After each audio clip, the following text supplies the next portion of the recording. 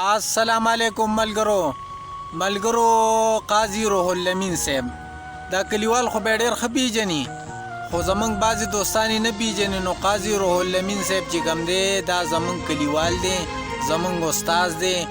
او د ټي وي دپاره د ډېرې ډرامې لیکلي دي ډېرې سوپر هیټ ډرامې لیکلي دي او شعر و شاعري هم کوي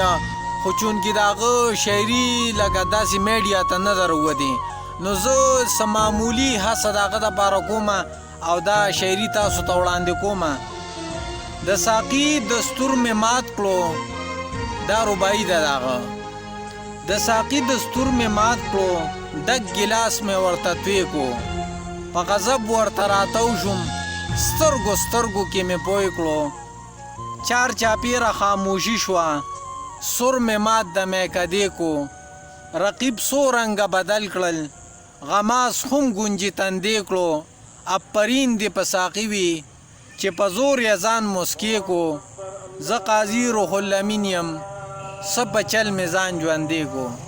Subscribe my YouTube channel.